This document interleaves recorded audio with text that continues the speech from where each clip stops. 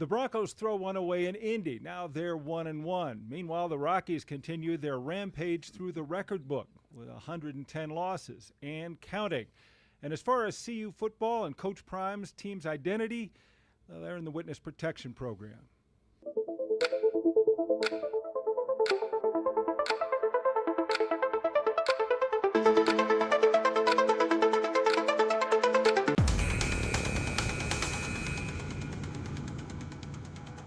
I like the open. Hi, everybody.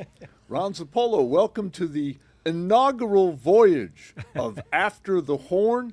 Let me introduce my friends, and friends is the operative term here, and we'll get into that in a couple of minutes. On my right, a friend for nearly 50 years, former columnist for the Rocky Mountain News, Denver Post, currently with the Denver Gazette, and most importantly, a member of the Colorado Sports Hall of Fame, Woodrow Paige Jr. I don't think it's known that the three of us have actually worked together on a show that led to Around the Horn. And I've told the two of you this in the past, that I met with ESPN down in Tampa, Florida. Remember when they had the flyover and the great national anthem? Sure, the Bills-Giants Super Bowl. And I met with Whitney Houston. I met the president and the vice president of ESPN, and they said, we're going to do a show that's kind of like Pardon the Interruption, and we want you to be our lead person. Have you got any ideas? This is coming from the. And I said, well, we did a show in Denver called Sports Hounds. That's right. And I said, I worked with a couple of guys, and it went over pretty well for about 6 weeks, and I think we got dumped. and they said, well, what exactly did you do? And I said, there was like 4 guys, and there was a host, and we would talk about various and sundry sports items that were going on in Colorado, around the country. And they said, well, we're going to put that down on the list. We're thinking about having a judge. And I said, a judge?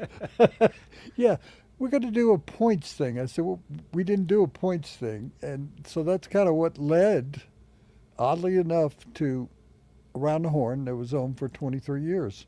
And 23 years sounds like a lot of years, but the two of you have been on much longer than 23 years. Well, let me in sports introduce and him anchor. to my left here, a man who had the unfortunate happenstance of spending nearly a decade with me in a small cubbyhole office. He has worked at Channel 9, Channel 7, Channel 2, various radio outlets, news and sports.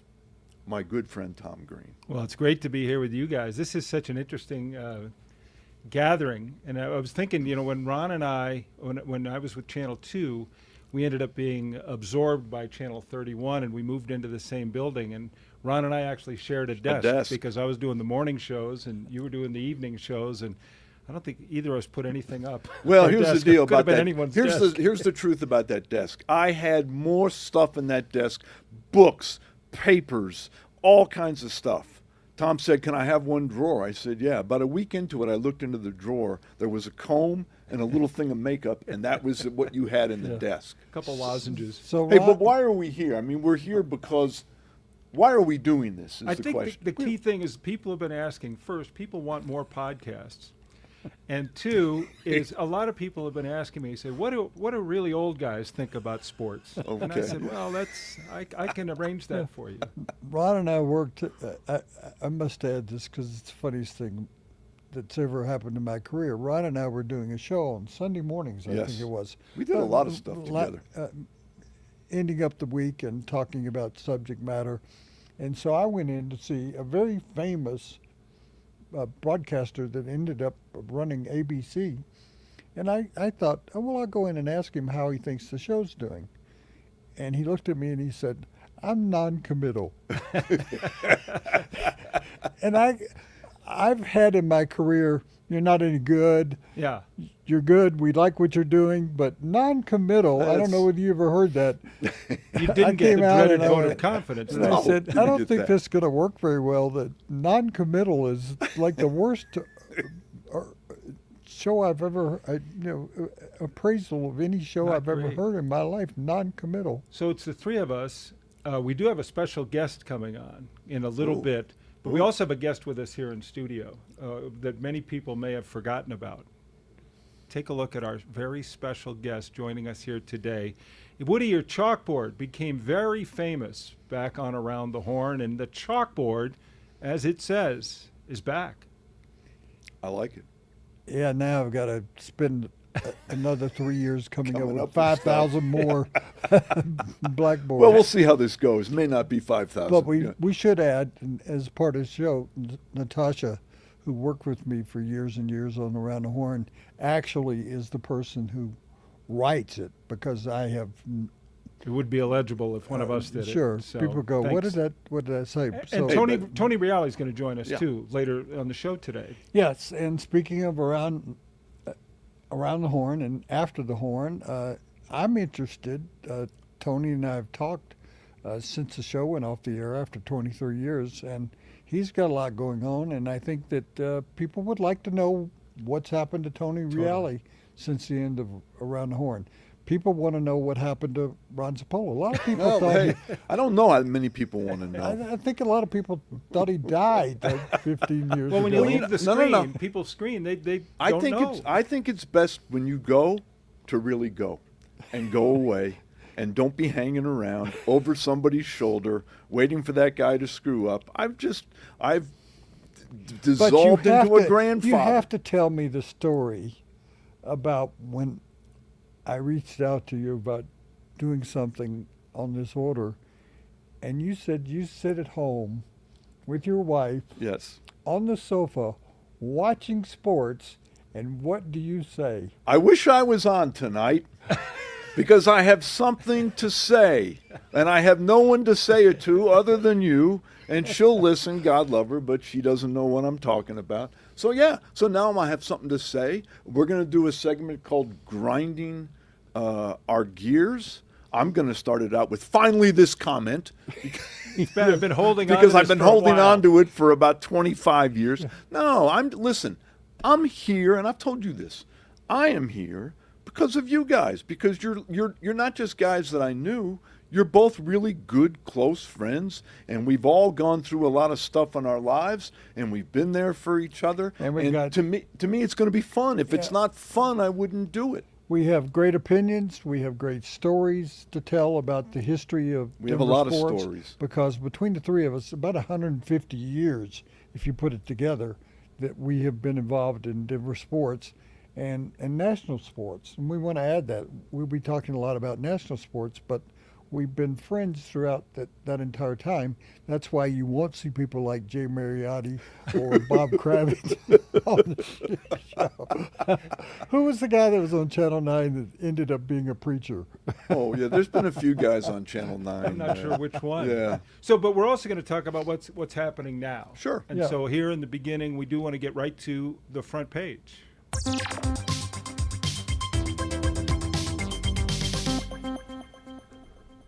So we should probably start with the Broncos because for all the hope going into the season, I think a lot of people took an L along with the Broncos on Sunday when they found a way to take that victory and turn it into a loss. I'm cautiously optimistic about the Broncos, but I am concerned because I felt that these first two were games they had to have against inferior opponents that were not playoff opponents last year. I know they didn't play well against Tennessee, but they won the game. It's a mark of a good team. But to go on the road against a Daniel Jones-led offense and to give up that many yards and that many points, I'm concerned. I have a concern about the coach, and I can say that Sean Payton is one of the premier coaches in the history of the NHL. Agreed.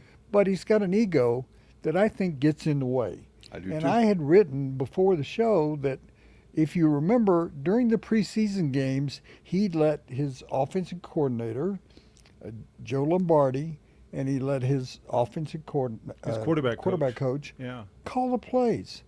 And when those 3 games were held, I said he was third string. He would be the practice quarterback calling plays. And that bothered me because I think he sometimes lets his ego get in the way of his brilliance. Can I give you an as a example of that? coach. And I told somebody this after the first game. When they're up by I think 8, and it's under 2 minutes to go, and it's 4th and 8, and you throw a pass like that, and I told somebody this the next day. Yeah, that's ego.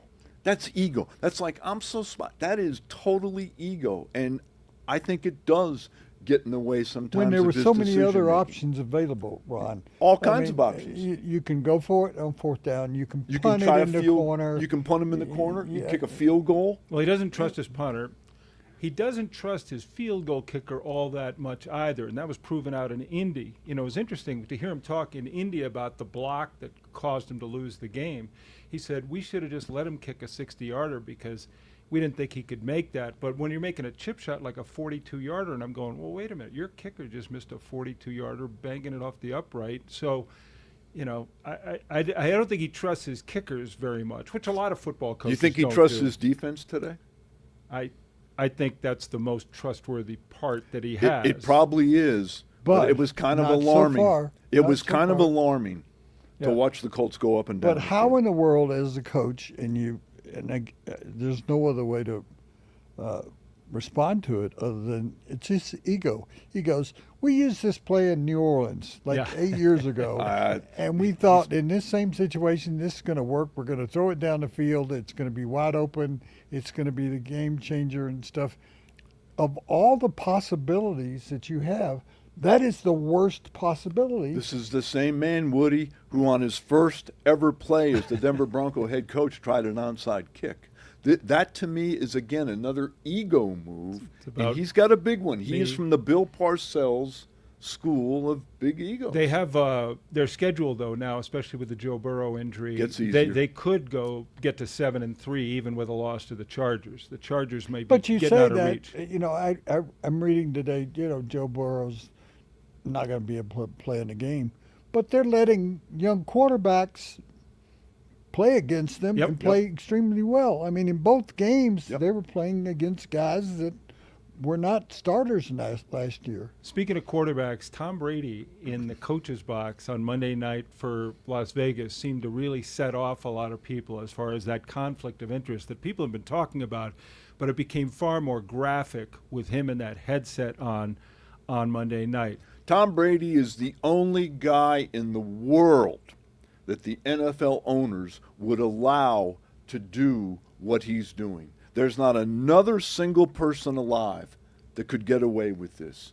They know how important Tom Brady is, and they have suspended all logic. It's absurd. It's illogical, what he's doing. though. It is Listen, not I was illogical. involved in so many production meetings doing the Bronco games. You're giving him, as an owner, an incredible amount of information that other owners would not be privy to. He's calling the Bears this week. The Raiders play the Bears the next week. I mean, come on. I mean, if you're the Bears, you have to say, yeah, we're not going to talk to him. We're not going to allow you in. I wouldn't let you finish the front page. I thought about this morning, having met Robert Redford. I know you have. One of the outstanding, exceptional actors of all time has passed away. And I had a question for the two of you, just to see if you could do it. His most famous scene in all of his movies, and there must have been, you know, and he ended with a TV series that was most popular in the entire world. Of all the movies he played, with Paul Newman, The Sting, what a great movie that was. Can you guys name the best moment in Robert Redford's career that occurred in Colorado? Trying to think. I'm trying to think of, you know, obviously, I think they shot some of Butch and Sundance in Colorado, but I don't know. I don't know. Well, the moment where they jump off into the water. Oh, it wasn't. Yeah. And he says, I can't swim. yeah, Paul Newman Hell, says, the fall will kill you alone. Yeah. Whoa. Yeah, that movie was shot. That part of the movie was shot in Colorado, and oddly enough, they built a set just below the hill, where they just jump into a mattress, and they actually ended the movie scene with actors in California at another river. But of all the stunts he did when he says, "I can't swim," he goes, "Well, the fall's going to kill you." Well, he had connections to Colorado, connections to sports, of course, the natural and all. He actually played at Colorado. There's some question about it, but he was. They said in his obit yesterday, they said he came to Colorado on a baseball scholarship. Yeah. So Wow. Downhill racer. there was He did a lot of connection. sports stuff. Yeah, An there amazing, was connection amazing to legacy. Robert Redford and Colorado. But I liked him a lot. so we would dedicate our first show to Robert Redford. Well done. The Colorado Buffaloes, as we talk about them, that football team appears to be a team adrift at this point, Ron. Everyone talks about identity, but it also just has to come down with playing football. Well, my grinding my gears segment will touch a little bit on this, but I think, and again, not to defend them because I have no real allegiance, I think when you lose two of the most electrifying players they've ever had, you don't just go into the portal or NIL and say, let me snatch me a couple of Shedeur Sanders and Travis Hunters. It doesn't work that way. It's not easy to replace them. And on top of that, we're getting a better look now on Deion Sanders, the coach, not the recruiter promoter. and celebrity. Yeah. Well, I would keep mine short. First of all, if you're going to hire a bunch of Hall of Famers from the NFL, they also need to be better coaches than players. That we're seeing that on both sides of Hey, don't the you agree, ball. Woody? Don't hire your friends as coaches. That doesn't work out. Yeah. Or don't hire your friends to work on a TV show. That never works Well, either. we're finding that out. But the other now. issue is there's a guy that's running that offense that ruined the Denver Broncos offense, and he's now ruining the Colorado Buffaloes defense. I mean, His resume wasn't a secret. Shermer is not a coach. They have gotten a kid, I say a kid, but a young guy on defense that actually knows what he's doing. He's come up through the ranks. Shermer has proven himself at Cleveland. Giants. Giants. Denver. With the Broncos. Quite a few opportunities And to I fail. don't know, does he have pictures of Hey, I want to end the segment on an up note. So let's talk about the Rockies. oh yeah. Lost 110. There are only about 20 teams who've ever lost 110 games. So they continue their record-setting season. They're close now to having given up 1,000 runs. Their run differential 400 almost, which is more than double any other team in baseball. But the upside, Ron, is Here's what I'm going to 10 tell you. games to go? Yeah, 10 games. No, can they get to 120? They'd have to lose them every one but one, but I think they have it in them. Here's all I'm going to say. It's an embarrassment to the entire community, not just the Rockies. We should all feel, and I know we're not responsible, but we should feel a sense of embarrassment that we hold, and we used to as former members of the media, we held the Broncos, the Nuggets, the Avalanche to a very high standard. Woody, other than you, who holds the Rockies to any kind of standard? We shrug our shoulders and go, "Oh, that's the Rockies. All That's three Dick of us Monfort." were here before the Rockies were. And I think I can say this, that I was one of the leaders, and you guys were right there with me, to try and bring Major League Baseball. That Denver had become a Major League team. We had the Broncos, they were getting better. We had the Nuggets, they were going into the NBA. We had initial Rocky hockey back then. yeah, and it needed baseball. There wasn't any baseball between the Mississippi River and Los Angeles. And we worked very hard as media people, as people in this community. Bob Housen even came back and tried to help bring baseball here. And this is shameful. This is shameful. It is. It is not even funny, even though I make funny of it, but you've got a situation that can't even be the worst team in baseball.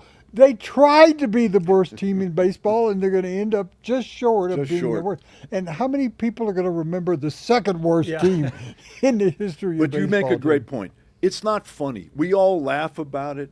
It's not funny because there's a whole generation of people who are growing up that are not baseball fans because the Rockies have done nothing They- to entice them to even be interested. Ron, the son of the owner of the Denver Nuggets got up at the end of the season and apologized that maybe he wasn't spending enough time.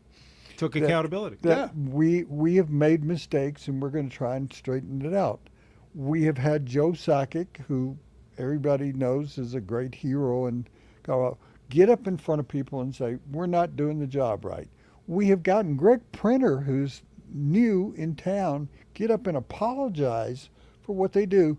What apology have we heard from the owner of the The Rockies. Colorado Yeah. Not Rockies. only will you not get an apology, they had to take his computer away a couple years ago because people would email him and say you suck, and he'd say you don't deserve a team. You know, he was tone deaf. And the thing about Dick Monfort, I've interviewed him enough. Yeah. Privately, when you sit with him, Dick is a decent enough person. It's just you can't run a franchise like this. And I mentioned the heads of the other. They're not from Colorado. They came in and No. have accepted Colorado. He and his family, I've studied their history. They came from the Middle West and opened a cow farm. They are more a part of Colorado than the three of us, of practically anybody that's been here, and yet they just allow this to happen, and you reach a point where you say, we just can't make it. We can't make it. We can't make it. We got to do something about it. Here's the deal. Next year, let's look ahead to next year, because next year they'll have an opportunity to do something that hasn't been done in 60 years, and that's lose 100 games for a fourth straight consecutive year. And the teams that did it is interesting because it does get back to one of the issues with the Rockies. The Washington Senators, who of course had the great shortstop Coot Veal, and the early 60s New York Mets did it. The difference between those two teams, the Mets as an expansion team were filling the building. They were finishing high in attendance, so they kept doing what they were doing. The Senators were finishing last in the American League in attendance. They ended up packing their bags and moving. And again, we still wait at some point for fans to stop showing up at Rockies games, but as long as they keep coming, it is going to be harder for the Rockies to say, yeah, we're gonna make some serious I would changes. just add to you looking it up, the way they're going to finish this year, they are going to have over a 5-year period 500 losses. Forget about 3, but because of the 2 years prior to losing 100 games, they won 94 games in 1 year in 87. When you add all of those games over a 5-year period, nobody in the history of baseball has lost 500 games in 5 years and not done anything. So do something. whatsoever. Hire a veteran baseball general manager. They With are power. out there, and if you want to pay him, they'll come and give him complete 100% control over the organization. Yeah, he reports to Dick Monfort, but when it comes to baseball decisions, if it's Dave Dombrowski, They're- I'm just throwing that name out, Well, give him control of the organization. And St. Louis Cardinals are run by an executive who grew up in Boulder, Yep. Yep. who played high school ball here, wanted to work for the Rockies. He struggled a little bit with the Cardinals, but he did pull off a great trade for Arenado. Yes. That He worked got out well. $50 million for Arenado. That there are people out there, and what bothered me one year about talking to Dick Monfort, and I said, why don't you go out and look at the best talent out there that are executives? He said, I'm loyal to a fault. My father was loyal. I'm loyal to a fault. People who work for me, I want to promote them. And everything. You can't be loyal and be in sports. Kind of a San Players are Andreas not fault. loyal. To Nobody's loyal. Well, we're going to find out what life is like after the horn. Tony Reali's coming up.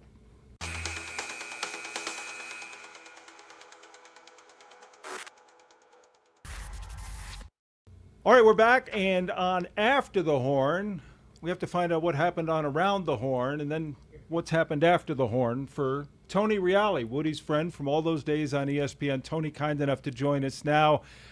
Tony, it's exciting to have you here with us, and I'm sure it's exciting for you to reunite with Woody. Absolutely, Tom. Great to see you, Ron, as well. But Woody, I mean, come on now. Our endless summer, I was trying to make it out to Denver. I was trying to go to Woody hosted the best Around the Horn send-off party. I couldn't make it to that, and now this is the first time we're seeing each other since we signed off the show. Woodrow, this is a great look you guys have. For show one, you're up and running.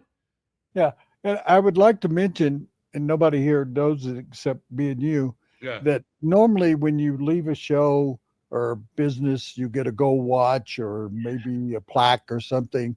Yesterday in the mail, I received 2 sets of playing cards. I have them right here. I was wondering if you got them. Caroline Willett was now okay. Every deck has a joker. There's our joker. Woody, it's got your stats right here. Wow, 700 wins. We got it right here. A day one panelist and the OG of OGs. That's how you're described. So we got the playing cards. So you got them. I got them. Our Around the Horn family, Caroline Willett, guys, sent this out. Yeah, so we would like to thank ESPN for thinking so much of us after 23 years. Is there a most valuable one? Is the Black? You know what? I mean, there's a couple rookie cards. Woody, your rookie card would be a picture of you playing football with Elvis Presley, but I don't have a Woody rookie right now. But I want you to do one thing. I want you to sign one card. Okay. And put it in a bank vault like Wayne. I don't think there's going to be the collector's items for anybody other than us, Woody Paige. But I came dressed for the part, guys. Oh, nice. Something else someone sent me. This is in the NBA Jam motif, and this is Sarah Spain and myself. I don't know if I agree with our stats here. Sarah's defense would be like a 10. My speed would be higher. But this is what I do. I walk around wearing a shirt with my own face on it, just saying hello to people, and Woody's doing the same thing, I'm sure. Yeah, and he's showing up at elementary school. Yes, I'll always do that. That's a captive audience. You got to get my old alma mater in New York. Tony, Woody told us a little bit about the birth of After the Horn. Talk about your evolution, how you worked your way from off camera to on camera to hosting. Yeah, this is one of those dream jobs. And I know we all had the imagination. You dream, I want to be on air. I want to be an anchor. I want to be a play-by-play guy. I went to Fordham University, the voice of the Yankees and Knicks and Giants and Jets. They all went there at some point. And I was even tutored by Marty Glickman, one of the great play-by-play guys of all time, right? But it was pretty clear in my college days, my personality and the way I move was not exactly cut out for play-by-play. There's some guys like Kevin Harlan and Gus Johnson who have incredible, energy, but my energy was just off the charts. So now I'm thinking of how can I maybe a sports talk show on radio or TV. And this is when I heard about Pardon the Interruption. I was writing trivia questions for a spinoff of Who Wants to Be Millionaire. Talk about a dream job. I was literally up at night, guys, with a notepad next to the bed, thinking, who was on deck when Bobby Thompson hit the shot heard around the world? Anyone? Willie Mays. Oh, I mean, I've got some experts here. So guy. But I was writing that down, right? In the middle of the night, it would come to you. I was doing that, and they said, there's going to be a show. We need somebody who's a sports know-it-all, to be the researcher on the show. I was behind the scenes, guys, and in a newsroom with 2 of the great journalists ever in the sports world, Mike Wilbon and Tony Kornheiser. Yeah. But I had an energy and a personality that could not be tamped down in any way. And at some point, it became clear to Kornheiser and Wilbon, this is part of the show, right? We need this dynamic. Because more than anything, and Woody would agree with this, PTI and Around the Horn, it's the sports carried the shows, but we were relationship shows, right? Yep. And a married couple show in PTI's case, and the dream golf foursome in Around the Horn's case, or dorm room, if you want to be a little bit younger than that. And I was asked to be the sidekick on PTI a week before the show launched and be the know-it-all for them, and that was and still is the greatest debate show in the medium, and I loved every second of it. And then Around the Horn came out of that. Tony, first off, I loved watching you dock Woody points for 20 years. It was great. I want to ask you like a big picture view of ESPN. And I think you would know better than all of us. We all had experience at ESPN. For Tom and I, it was a long, long time ago. But it appears to me as I watch now that ESPN has changed a lot. That like you have people like Stephen A. Smith and McAfee and some others making incredible salaries. And it appears lately in the last few years that a lot of other people are in danger of layoffs, or they're in danger of not getting past entry-level salaries. How does the future, am I right about that? Well, I mean, sure. I mean, you're not wrong. I mean, they changed because the game changed, the whole landscape changed, so you have to change with it. So that's not a criticism. ESPN changed. The whole landscape changed, right? And then what you're talking about on the other side, well, yes, they just said goodbye to a show that was a success, that was gaining ratings in year 23 in Around the Horn, right? So that tells you that they were playing a different game, and that's okay too. That's the decision they made. I think we'd have to be honest now in what the whole sports landscape is. It's game rights. It is. It was always that, honestly, but you can't show games for 24 hours of a day. So the parts of the industry that we now know as sports talk and sports debate filled that time slot and filled it up very capably. But now, in order to have the game rights, and you have to have the game rights, you have to spend for the game rights, and then that really shrinks down a lot of other things you can spend on.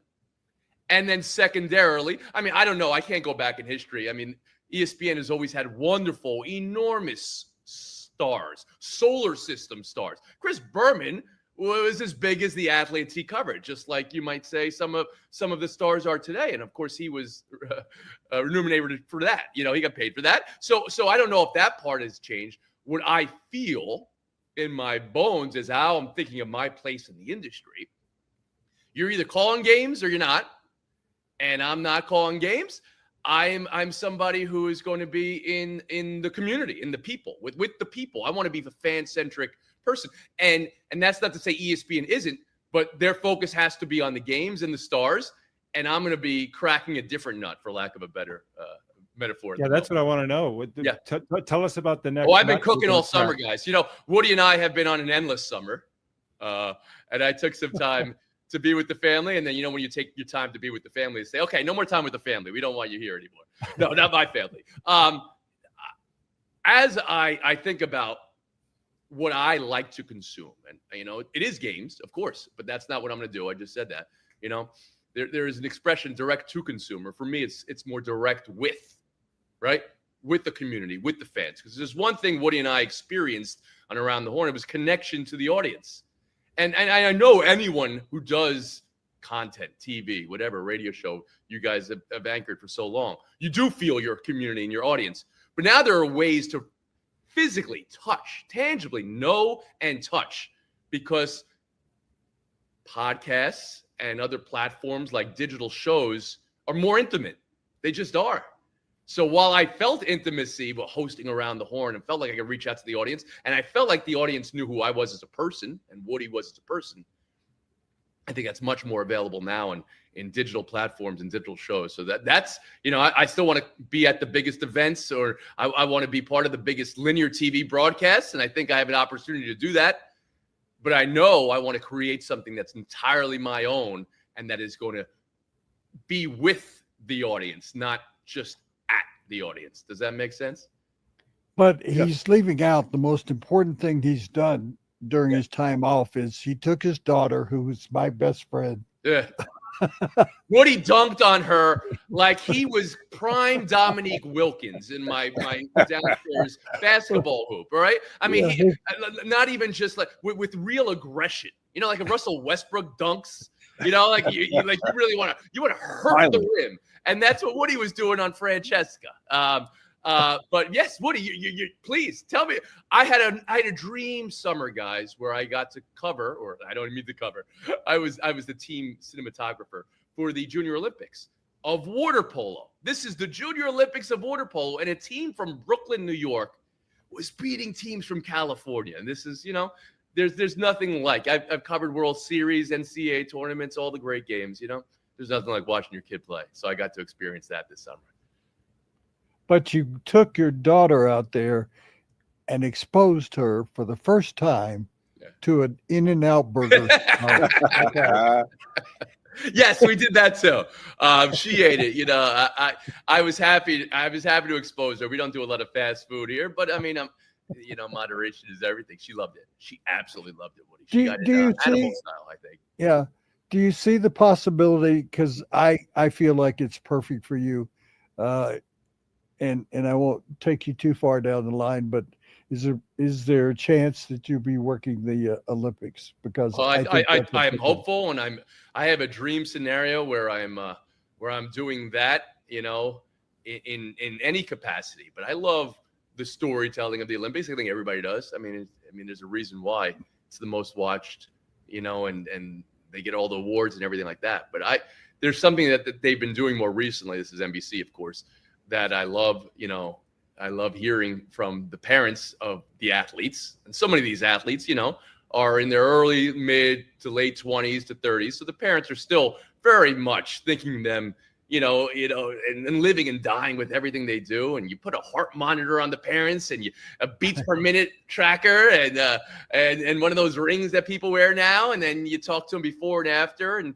And I think sports is best with those stories, and best when, people can somehow share the feelings and the emotions that they're going through, because that, to me, are the lessons that sports give fans that then can be applied outside of sports. And that's something I found I grew to love when I was doing a daily show, and I was living and dying with who's leading the league in RBI and who's got 5,000 yards passing in a season. And I cared so much about that part of the game. I found myself year 20 of Around the Horn feeling the emotion of it a lot more.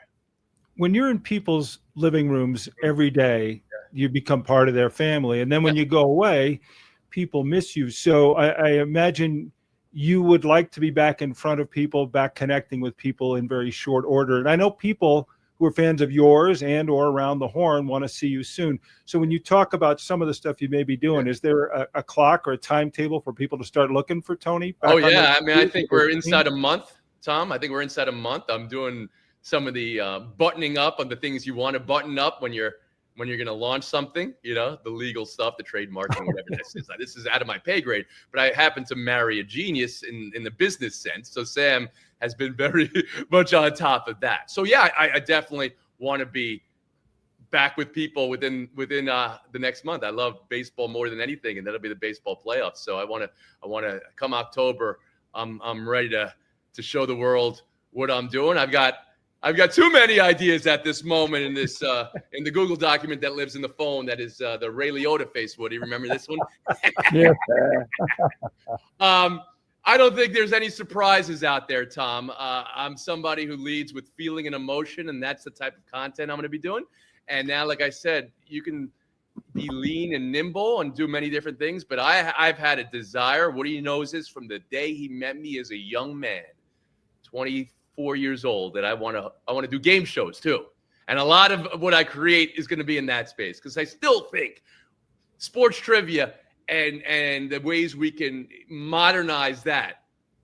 So wait a minute, Tony. I don't know if you know this, but I had your time slot back in the early 90s on ESPN. Yes. It was a good time slot, yes. So when you ask the sports trivia questions, I always think of some of my favorites from that show, and they may have changed some of the answers. Yeah. But one of my favorites was, here, I'll throw this at you, the baseball player with the most career home runs who never led the league in home runs in any season. Mm-hmm. Eddie Murray. No, it was Stan Musial. Oh, no. Eddie Murray's more Eddie might have passed him, because I don't know if he ever led the league. Home run club. Eddie never got more than I want to say 37 home runs in the season. About that, right? So he's at over 500. So it has to be Eddie Murray at this moment. That's good, because Tom would be bolted at this point. Now I met yeah. Well, Chance. you know what, I was a guy. There's a great show on ESPN after the one I worked on called Stump the Schwab, which was the next generation. Oh yeah. And elements of that I think still sing. And I've loved Jeopardy my whole life. My dad's dream for me is to host Jeopardy. But I still love sports too much. I would with respect to Dan Patrick, who's done Sports Jeopardy, bring in some additional elements that I think that are beyond just normal trivia. Because you know what you have to do? You have to be able to play at home. But it has to be really of the moment, right? I mean, people can Google and AI. I'm not worried about that. We're already inside a rope here. You want to be part of the game show? Play the game. You're not going to cheat. I'm not worried about people cheating. But I just think it's not just about knowing stuff now. It's also we live in a world now where we see the world in memes. I'm saying this as but I'm even now an older generation now. But the younger and younger generation, they're not just worried about the stats of who did something. There were the visuals of it all, the memes and the gifs of it all. And I think there's ways to ask that in trivia, or at least spelunk that in trivia. And I'm gonna do that as well. That's something I really will be part of what's next for me, for sure. Yeah, my final question to you, Tony, is Yes, sir. what did you take away from the 23 years we were together? Yeah. And what you accomplished? I mean, when you look back on it, we accomplished a lot. Yeah. People won't know, these two guys won't know that I'm the only person that ever chloroformed you and took over the show. We did it. Yeah. That was a good one too. That was a real good one too. I have a restless mind, a creative mind. But what I take away most of all is that we as a show, and we as you and I specifically, Woody, were able to slowly matriculate a ball downfield a little bit every day. So it showed a fuller picture of the people who were on the show, and then of what sports conversation or just sports feeling could be. And I don't want to try to bring us down here at a moment, Woody, but one of the moments that I'll take away from the show in an adjacent moment was me, you, and Joan Rivers at an event talking about mental health, right? We're a sports show with a mute button and a scoring system that nobody could quite define. And we were yelling about sports and keeping stats and all these amazing things that sports fans live and breathe. But while that was happening, it wasn't a sleight of hand because it was intentional in my mind, right? I wanted to open up the conversation for true, real, authentic feelings, and then maybe even push it further downfield where someone like yourself could talk about mental health in a show that we were just yelling about who's the greatest coach in NFL history, right? So that's what I take away the most, that the picture was able to zoom out a little bit, and it wasn't just about yelling about sports. It became about feeling, We made moments and we made feelings just as much as we made debate. That's what I take away. Tony, thanks so much for taking the time. We're looking forward to what's next. Your friendship with Woody is something he's shared with us at length. So we appreciate you for that. And hopefully we'll get a chance to talk with you again sometime soon. And hopefully I'll do it in person. I want to come out and see that great studio you got there, but it's always better in person. I haven't seen Woody in person. One of the things about Around the Horn is we had shared the same space every day on a TV screen, but getting together was something, we were doing Zoom before we were doing, Zoom, that's what Around the Horn was. So we were, Woody and I have so many great stories when we get together. So we need to add to that list. Thank you. Come on down. And I must add, for people who don't know, that Tony's one of the great piano players of all time. And so I'm over at his house. His mother-in-law's cooking me an Italian dinner. And so he's at the piano. He wants me to kind of sing. Yes. I'm singing while I don't remember the song, but I'm singing, and his daughter walks up and says, "Shut up."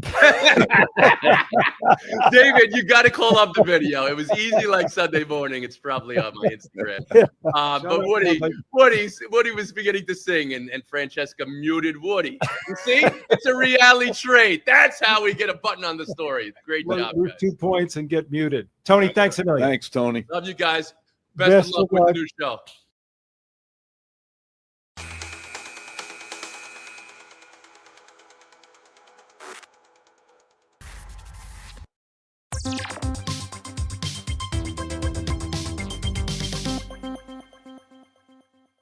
Grinding My Gears. It's a segment we're going to do every week.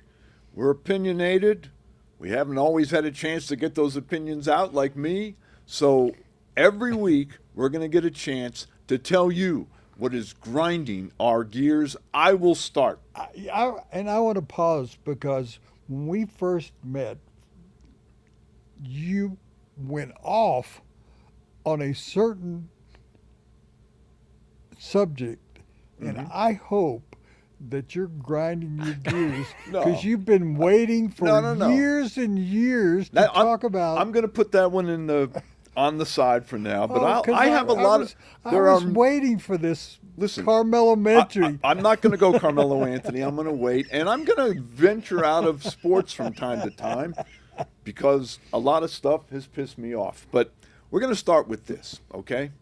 Let me just say, I basically like Deion Sanders. I think he has done a remarkable job of putting CU football back on the map. He's made them the most important or newsworthy program in the country. I also think he's also done another remarkable job of putting his cancer problem out there in the public, being honest about it, being open about it. I think he's done a great job. But I come with one negative about Deion. I'm watching the opener against Georgia Tech. I watched like everybody else. Deion screwed up the last 2 minutes, left the game with a couple of timeouts in his pocket. Okay, not a big deal. 2 days later at his news conference, they ask him about it, and what does he do? He does what a lot of football coaches do. Takes it out on the questioner. How dare you ask me about that? I don't need to go into that.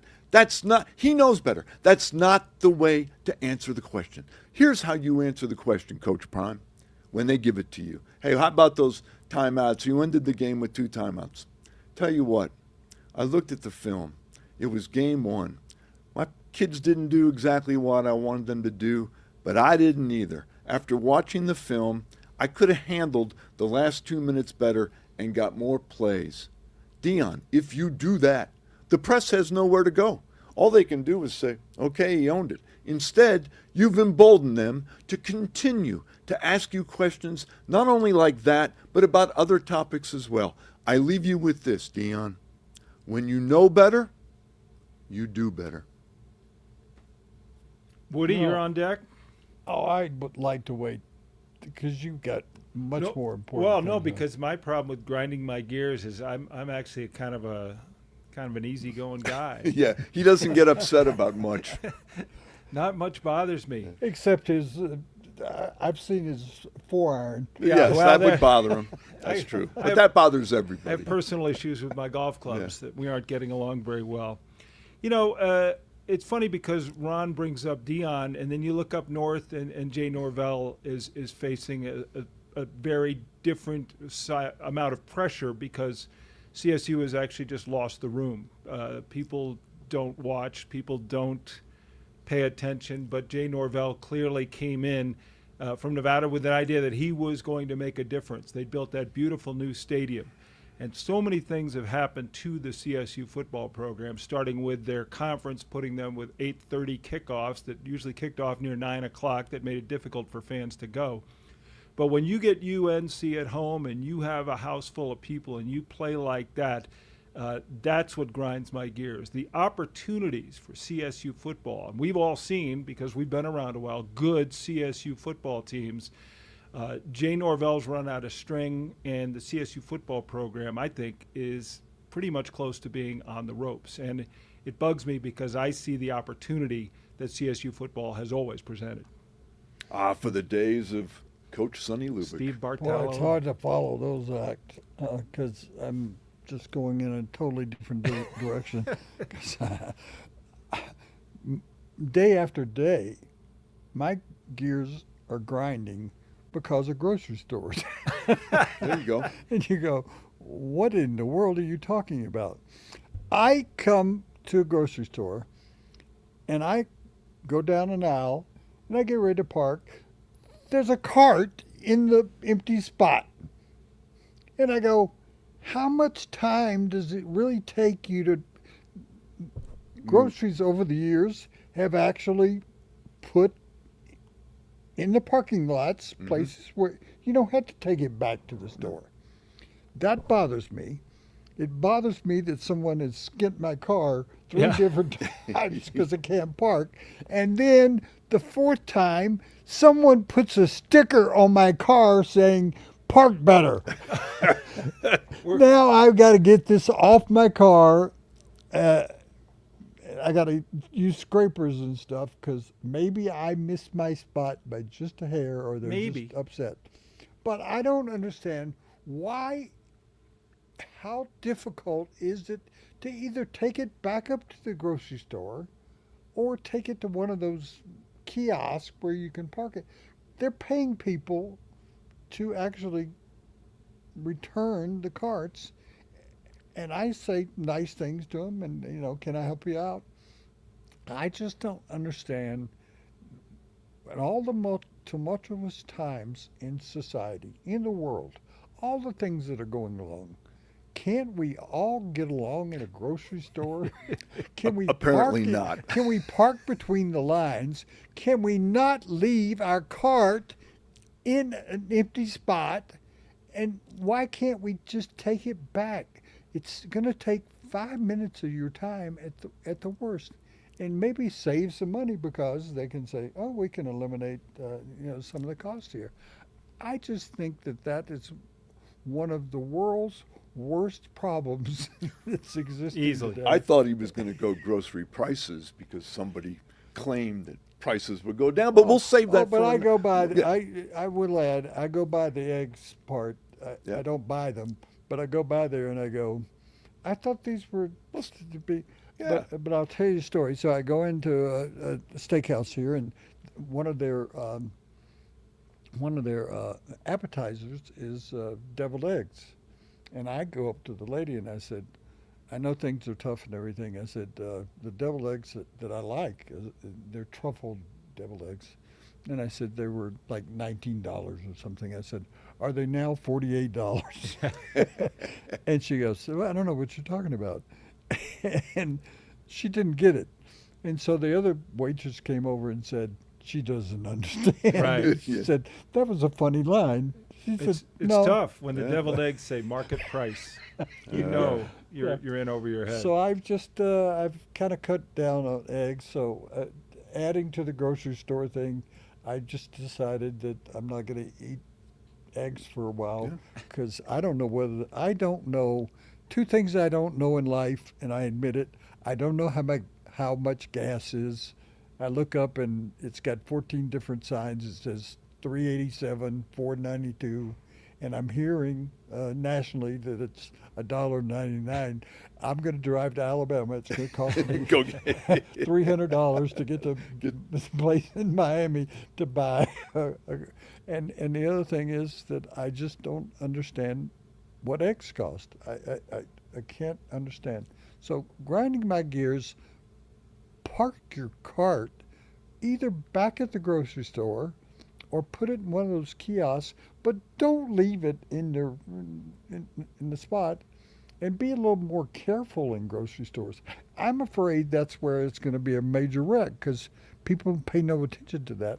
But also, don't make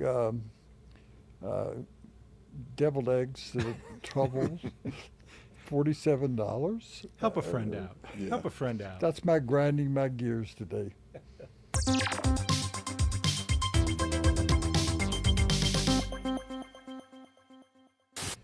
So with your gears freshly grinded, we want to wrap this up and first very much thank Tony Reali, our special guest from around the horn, talking about his life after the horn and joining us here on our show after the horn. But with Woody and Ron, it's been exciting to do a show to talk about what's going on and what has gone on here in a long time of Denver sports history. And we're going to delve into that week in and week out. And Woody, I know you, having been here the longest, I mean, there's a lot to cover, a lot of great sports history, and a lot of it relates to what's happening now in many ways. Sure, I can't let this show go by without having covered the volleyball team, the Denver Comets, and having all the executives arrested and indicted during a game. That's worthy of an entire That'll be conversation. we'll have a gear grinder on that if nothing else. And Ron, when you and I had a chance to visit on my show, the other Tom Green show, we talked a lot about That went over very well, I thought. The reviews were incredible. Well, we did do a second show, so something's going and on. And I have to bring up, since it's the first show, I've been carrying this load for a long time, that there was a cold night at a Broncos game, and one of the three of us asked if he could borrow. Hold on, let me tell the story. I'll tell it. I'm in San Diego. I'm getting ready to do a live shot.